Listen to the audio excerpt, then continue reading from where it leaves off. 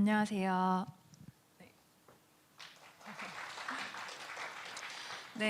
네이버 클라우드에서 온 이화란이라고 합니다. 저는 그 네이버 AI 랩, 저희 이제 AI 랩은 아카데믹한 연구와 이제 인더스트리를 향한 연구 두 가지를 이제 목표로 진행을 하고 있고요.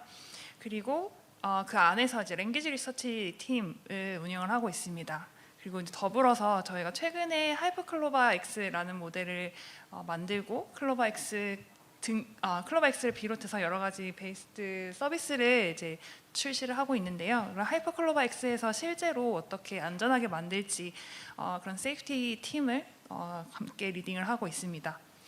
그래서 오늘 가지고 온 제목은요, 이제 라지 언어 모델, LLM을 어떻게 더 안전하고 신뢰 가능하게 만들 수 있을까 관련한 어떤 문제들, 세이프티나 에티컬한 이슈들을 한번 전반적으로 살펴보려고 하고요. 그다음에 조금 다소 기술적인 내용들을 많이 가지고 왔어요. 그래서 어떻게 현업에서 이 문제를 해결하기 위해서 노력하고 있는지, 그리고 이제 아카데미에서 어떤 방식으로 기술들을 프로포징하고 있는지 보여드리도록 하겠습니다. 네, 최근 언어 모델이 이제 2017년에 트랜스포머라는 아키텍처가 도래하면서 점점 사이즈가 커지고 많은 대용량 언어 코퍼스를 학습하면서 성능이 정말 비약적으로 발전하고 있습니다.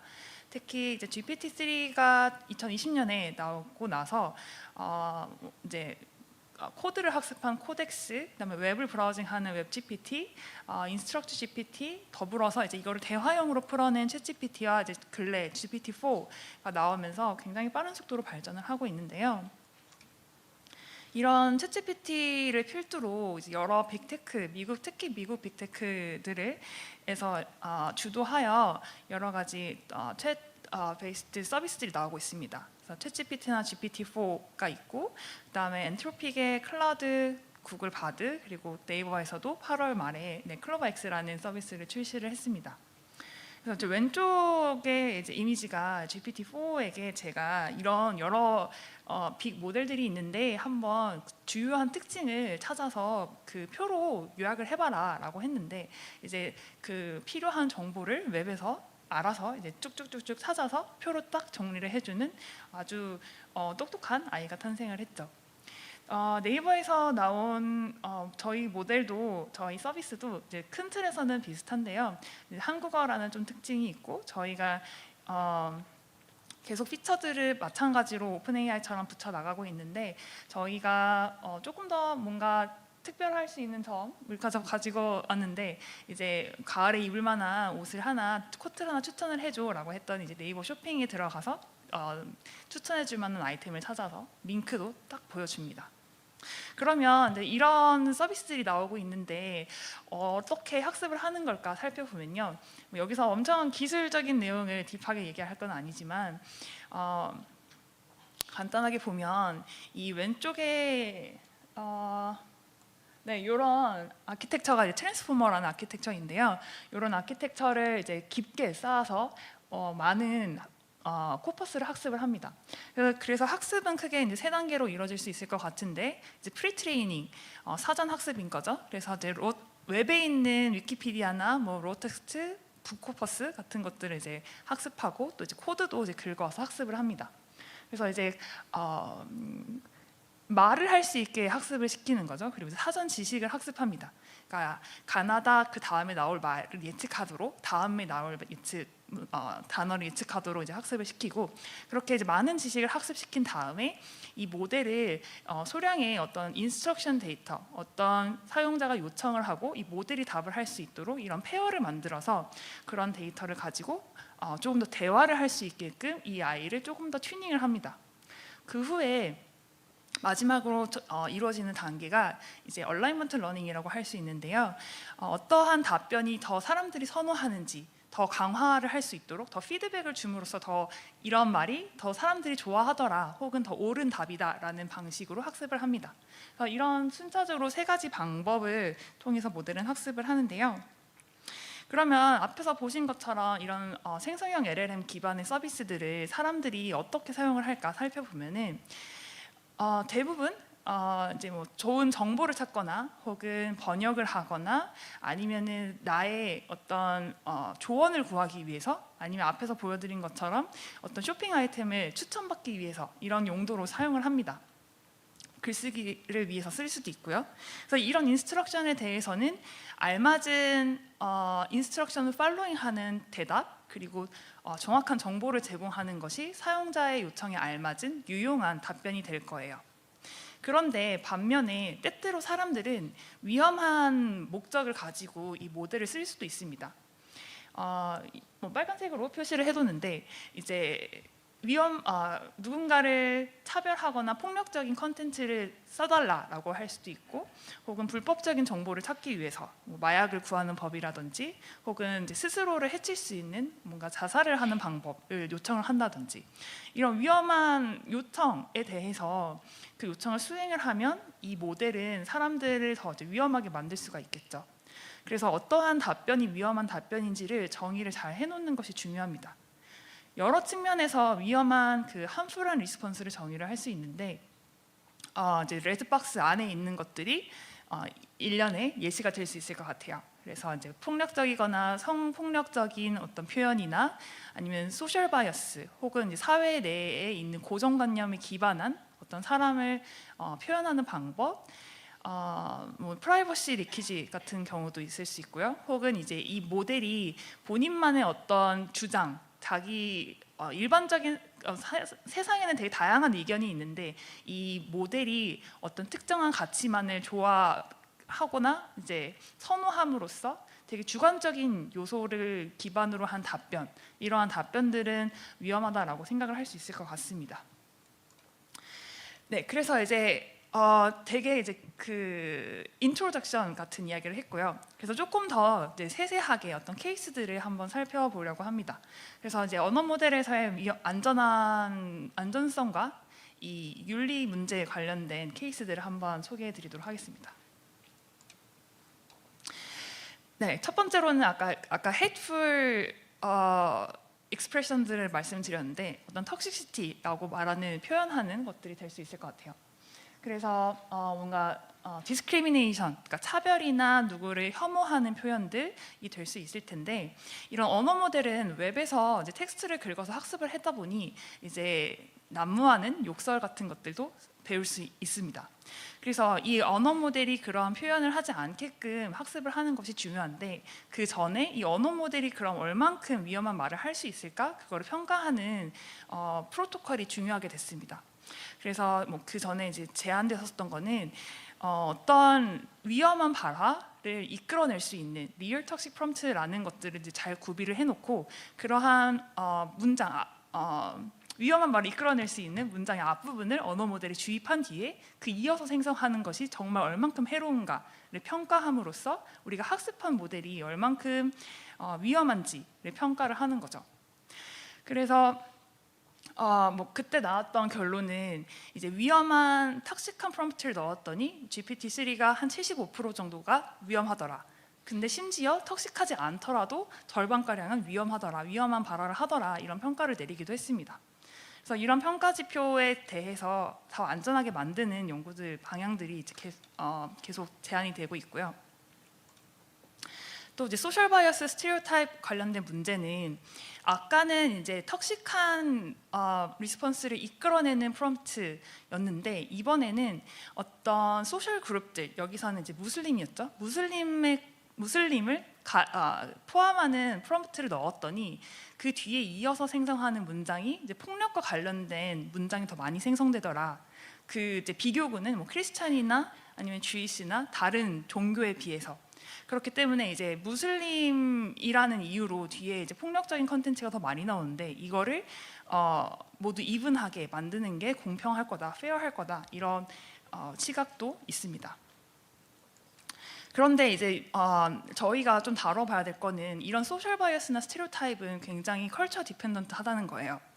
예시를 들어서 이제 미국에서의 마이너리티는 아프리칸 아메리칸 혹은 뭐 주이시가 될 수도 있는데 한국에서는 이러한 레이스는 저희가 찾아보기가 어렵습니다.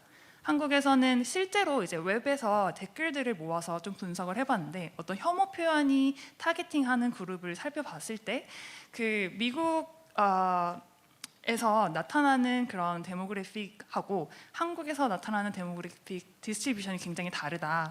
한국에서는 뭐 페미니스트나 아니면 조선족, 코리안 차이니즈에 대한 어떤 혐오 표현이 훨씬 더 많죠. 그래서 이런 서로 다름을 인지를 하고 그 사회에 맞춰서 타겟팅해서 우리가 더 모델을 안전하게 만드는 것이 중요하다라는 이야기들도 되고 있습니다. 또 이제 고정관념에 대한 인식 차이도 굉장히 많은데요. 예를 들면은 마약은 누가 더 많이 하는가? 미국에서는 사실 고소득층보다는 저소득층들이 마약을 더 많이 한다라는 인식이 있는 반면에 사실 우리나라에서는 미디어에 노출되는 그 마약 사범들이 좀 고소득층 혹은 뭐 연예인 아니면 뭐 재벌 3세 이런 사람들이 많기 때문에 그런 인식 차이가 좀 있고 그 인식 차이를 대변해서 이 모델을 바라봐야 하지 않을까라는 문제도 제기되고 있습니다. 최근에는 이 언어 모델이 과연 이 사람의 가치관 혹은 도덕적 가치관 혹은 윤리적 가치 판단을 할 수 있는가 이런 측면에서도 모델을 학습할 수 있을까 제기되고 있습니다. 네, 제안이 되고 있는데요. 한마디로 말해서 그냥 moral decision, 어떤 도덕적인 판단을 할 수 있게 머신을 가르치는 거죠. 그럼 사실 머신을 가르치기 위해서는 그러한 행동을 할 수 있는 데이터가 필요합니다. 예를 들어서 나왔던 모델이 이제 AI2라는 미국의 기관에서 공개한 모델인데요. 델파이라는 모델이 있습니다. 이 델파이는 어떠한 행동을 하냐면요. 오른쪽 예시에서 보시는 것처럼 내가 장애가 없는데 이 장애인 구역에 주차를 해도 될까? 라는 질문에 대해서 그렇게 하면 옳다, 그르다 라는 것을 판단해 줄 수 있는 거예요. 그런 데이터를 모아서 이제 모델을 학습시켜서 어떤 이 사회의 도덕적인 판단을 이 모델이 할 수 있는가를 학습을 시켰던 거죠. 당시에는 굉장히 센세이션했습니다. 이제 머신에게도 이러한 걸 학습시킬 수 있구나. 그런데 이제 또 반대의 극부로는 사실 이 어떤 에틱스나 소셜 놈이라는 거는 굉장히 좀 주관적인 영역이기도 하거든요. 보편적인 우리의 가치관이 있는가 하면 또 사람마다 지역마다 가치관이 다르기 때문에 충돌이 나는 지점도 있고 그렇기 때문에 이 데이터를 누가 만들었는가 하는 이슈도 굉장히 이슈가 되고 있습니다. 조금 더 나아가 보면은 이건 도덕적인 가치관은 아니지만 좀 민감한 질문에 대해서도 저희가 한번 고려를 해볼 필요가 있을 것 같아요. 예를 들어서 LLM한테 민감한 질문을 예를 들면은 저희는 이제 세 가지를 한번 고려를 해봤는데요. 첫 번째는 논쟁적인 질문. 예를 들면 무료급식은 해야 하는가? 사실 이런 질문에 대해서는 찬반 논란이 있죠. 어떤 사람은 해도 된다. 어떤 사람은 그건 안 된다. 그런데 LLM이 이거 무료급식은 해야 합니다. 혹은 하지 말아야 됩니다. 라고 한쪽으로 치우친 가치 판단을 하게 되면 사람들에게 사람을 더 바이폴라 할 수 있겠죠. 또 다른 그래서 이러한 어떤 민감한 질문들이 어떤 것인가를 살펴보고 그것에 대해 어떻게 대답을 하는 게 사람들의 인식을 이제 편향하지 않고 혹은 이제 기분 나쁘게 하지 않을까 이런 쪽으로도 고민을 할 필요가 있습니다. 그래서 이건 저희가 했던 연구인데요. 저희는 이런 서브젝티브 퀘스천, 어떤 주관적인 질문들 중에서 세 가지 요소를 민감할 수 있다라고 정의를 해봤습니다. 물론 이 외에도 더 많이 존재할 수 있을 것 같아요. 그래서 여기서 다뤘던 거는 방금 말씀드린 어떤 논쟁적인 질문, 어떤 컨텐셔스 퀘스천과 어떤 명확한 윤리적인 기준이 있는 질문, 거기에 부합해서 대답을 해야 하는 것. 저희가 예시로 들었던 거는 대중교통에서 노약자에게 노약 좌석을 양보를 해야 하는가? 이런 질문에 대해서 양보 안 하고 그냥 앉으면 되죠라고 말하면 문제가 많이 되겠죠. 그리고 세 번째로는 미래를 예측하는 질문을 다뤘는데요. 네이버에 주식을 투자해도 될까? 이제 이런 앞으로 주식이 오를까? 이런 질문에 대해서 이 모델은 어떻게 대답을 하는 게 옳을까라는 고민을 했었습니다. 그래서 이런 고민에 대해서 저희 이제 6가지가 사회적으로 사람들이 괜찮게 생각을 할 거다라고 생각을 했고요. 첫 번째 2가지는 다양한 그룹, 다양한 소셜 그룹이나 어떤 다양한 의견 이러한 것을 포용할 수 있는 답변, 그리고 윤리적 기준에 부합하는 답변. 아까 세 번째로 나왔던 퀘스천이 이제 프리딕티브 퀘스천인데 거기에 대해서 미래를 예측하지 않는 것. 이러한 방향이 앞에 퀘스천들의 적절한 대답이 될 수 있을 거다. 그리고 앞에 질문들은 이제 서브젝티브한 퀘스천이지만 주관적인 질문이지만 주관적인 판단은 배제하고 그것과 관련된 어떤 객관적인 사실만 제공하는 것, 이러한 답변 또한 괜찮을 것 같고, 그리고 단순히 회피하는 것, 이렇게 6가지가 수용이 가능하지 않을까라고 생각을 했습니다. 물론 또 이것도 그 이외에 더 고도화된 답변들이 고려가 될 수 있겠죠. 네. 그래서 이제 이런 질의에 대한 정의, 그리고 데이터셋을 수집하는 거, 평가하는 거, 이런 방향의 연구들도 있고요. 이 미스인포메이션과 할루시네이션 굉장히 많이 중요한 이슈이죠. 처음에 챗GPT 3.5가 나왔을 때 많은 분들이 되게 놀라면서 동시에 우려했던 부분이 너무 그럴듯한데 너무 잘못된 정보가 많다. 너무 사람들이 이거를 곧이곧대로 믿으면 문제가 많이 일어날 것 같다. 이런 뭔가 새로운 기술에 대한 흥분과 동시에 우려가 많이 나왔었습니다. 예시가 2가지가 있는데요. 오른쪽 예시를만 보겠습니다. 잘 보이실지 모르겠습니다. 이게 GPT 3.5한테 네이버에 대한 질문을 해봤어요. 네이버 어디에 있냐? 네이버의 파운더가 누구냐? 이런 질문을 했는데 제가 최근에 업데이트를 했음에도 불구하고 이 피겨를 둘 다 정보가 틀렸습니다. 그래서 물론 이제 4는 아마 잘 맞출 거예요. 3.5는 이제 쉽게 정보가 틀립니다. 그래서 이런 할루시네이션을 줄일 수 있는 모델을 뭐 학습하거나 아니면은 생성하는 방법, 혹은 사람들이 이게 틀렸다, 이게 조금 불확실한 생성이니 이러한 글을 읽을 때는 조금 한 번 더 더블 체크를 해라, 이런 노티를 줄 수 있는가, 이런 쪽으로도 저희가 한번 생각을 하고 기술 개발을 해야 하지 않을까 생각을 하고 있습니다. 근데 앞에서 이렇게 할루시네이션, 잘못된 정보가 많음에도 불구하고 너무너무 이제 라이팅을 잘해주기 때문에 이 처음에 GPT가 나왔을 때 학교에서 굉장히 문제가 많았습니다. 이런 학생들이 이제 라이팅 숙제를 내줬는데 다 GPT로 써오는 거죠.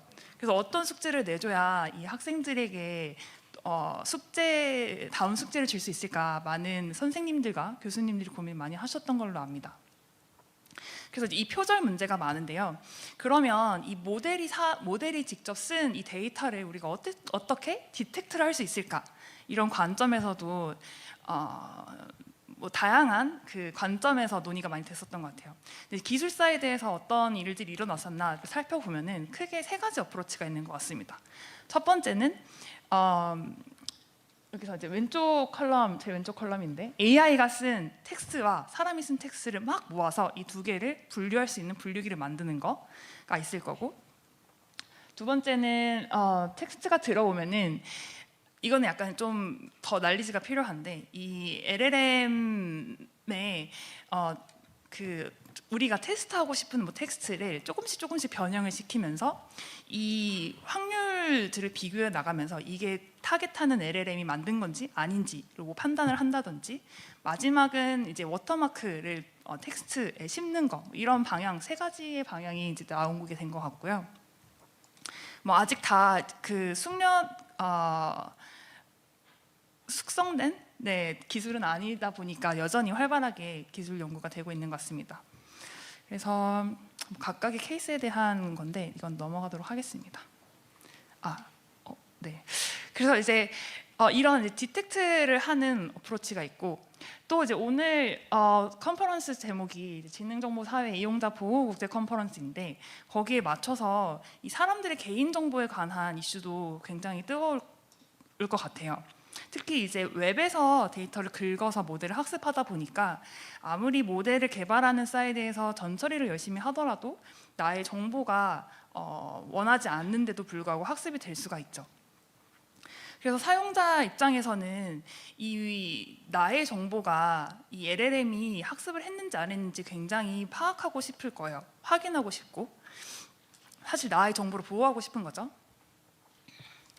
그래서 이 프라이버시 리키지에 관련된 연구들도 굉장히 막 시작이 된 것 같습니다. 특히 LLM을 활용해서요.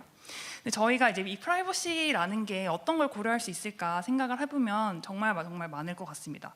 단순히 저희가 떠올릴 수 있는 어떤 개인을 식별할 수 있는 주민정보나 아니면 여권정보, 혹은 이제 연락처, 집 주소나 전화번호 같은 것들이 있고, 조금 더 나아가 보면은 금융 기록이나 건강 기록, 그다음에 교육의 그러니까 에듀케이션 레코드랑 이제 바이오메트릭 데이터 등등등, 혹은 이제 이런 정형화된 정보가 아니더라도 어떤 개인 사생활, 그러니까 개인 사나 혹은 이제 개인의 가족 관계, 이런 것들도 다 포함이 될 수 있을 것 같습니다. 그래서 그런 나의 정보 일부를 주고 나의 진짜 정보를 얼만큼 출력할 수 있는가? 그러니까 실제로 나의 이름과 메일 주소, 혹은 내가 어느 소속인지를 주고, 이 사람은 이런 사람인데 이 사람의 전화번호가 뭔지 생성을 해봐라, 혹은 이 사람의 전화번호가 010 땡땡땡땡땡땡땡이 얼만큼 그럴듯해? 이런 걸 물어봄으로써 이 모델이 나의 정보를 학습을 했는지 안 했는지 판별을 해볼 수 있을 것 같아요.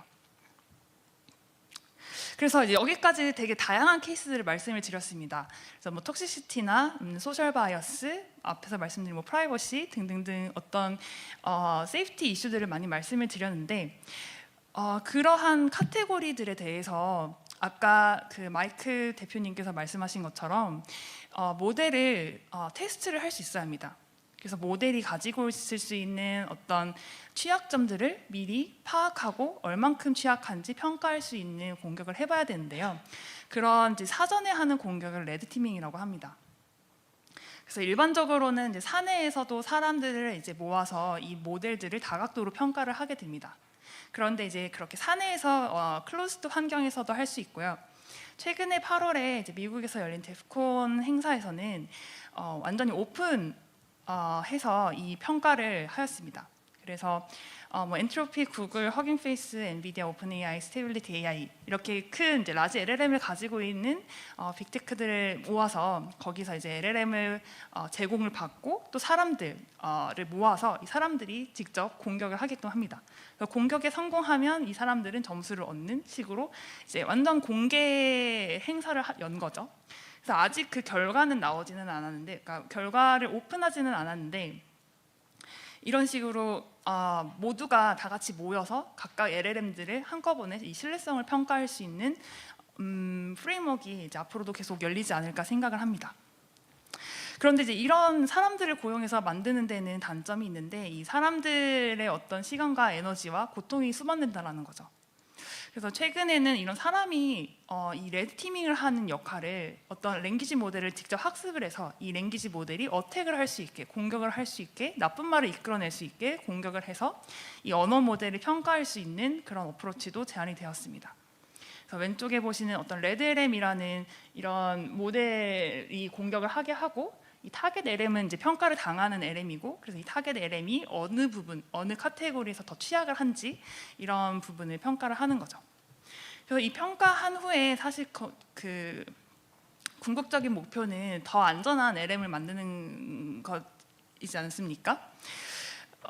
그래서 결론적으로는 이 세이프티 얼라이먼트를 합니다. 그래서 이제 레드티밍을 하는 목적은 이 LM의 어떤 위해를 줄이기 위함이고요. 일반적으로는 이 왼쪽에 보시는 것처럼 저희가 만들 LM이 어떤 카테고리에 대해서 어떻게 대응을 해야 되는지 사전에 미리 룰을 적어 놓습니다. 이제 뭐 프린시플이라고 부르는 것들을 미리 사전에 정의를 해놓고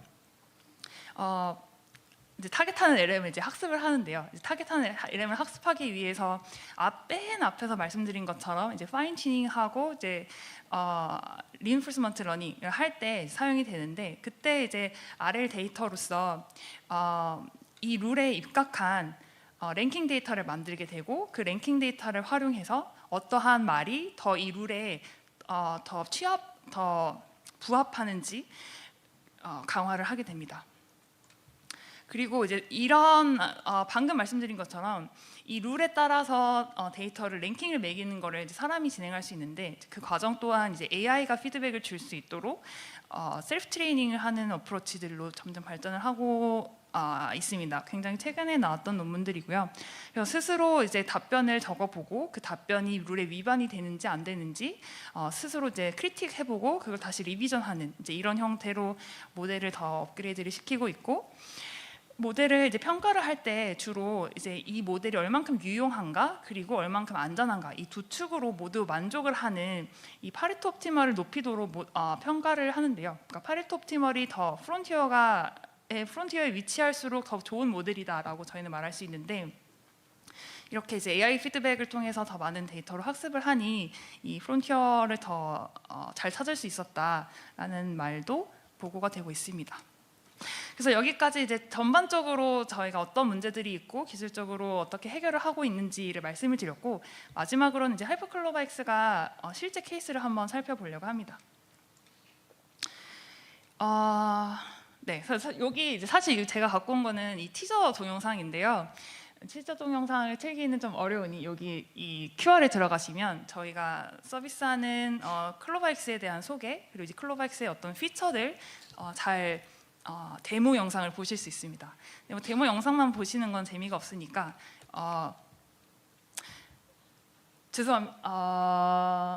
잠깐 헷갈리는 게 이게 유튜브 QR인지 아니면 그 클로바엑스 URL인지 잠깐 헷갈리는데요. 어쨌든 클로바엑스 URL인가요? 네, 그렇군요. 그러면 유튜브에 클로바엑스 홍보 영상을 찾으시면 나올 겁니다. 하지만 그냥 직접 써보시는 게 더 재밌으실 거예요. 아마 네이버 아이디만 있으시면 충분히 쓰실 수 있으니까요. 한 번씩 써보시면 재미를 느끼시기를 바라겠고요.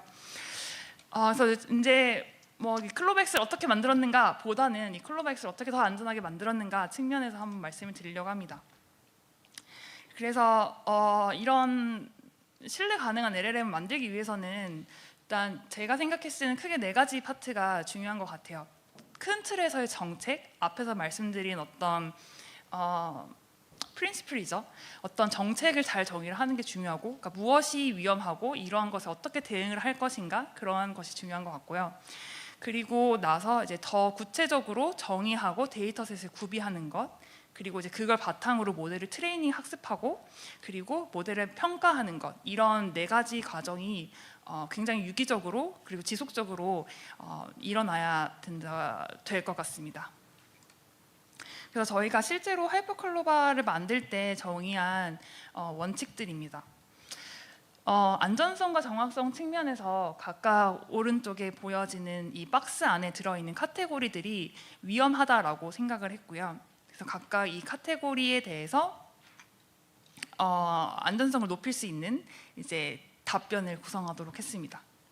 조금 더 말씀을 드리면 이런 프린시플에 대해서 이 작업자들은 2가지 종류의 데이터를 만드는데, 이제 인스트럭션 데이터, 그러니까 정확하고 안전한 그런 답변 데이터를 실제로 라이팅하는 것, 그래서 그런 데이터를 가지고 파인 튜닝, 슈퍼바이스드 파인 튜닝을 합니다.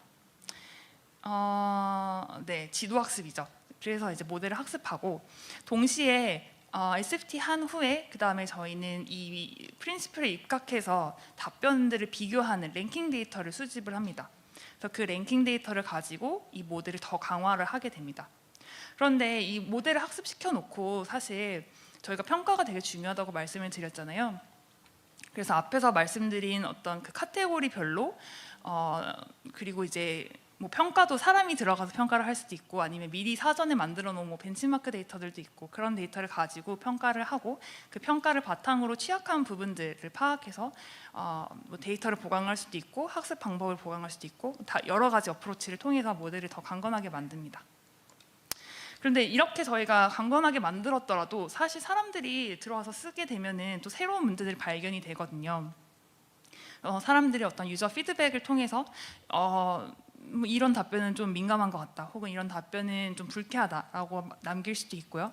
혹은 이제 좀 위험한 사용자, 그 멜리셔스한 유저들을 저희가 디텍트를 좀 해야 되는데, 그런 남용하는 사람들을 파악을 해서 이제 답변을 새로 만든다든지 혹은 폴리시를 조금 업데이트를 한다든지 하는 방식으로 계속해서 임프루브먼트가 일어나야 할 것 같습니다.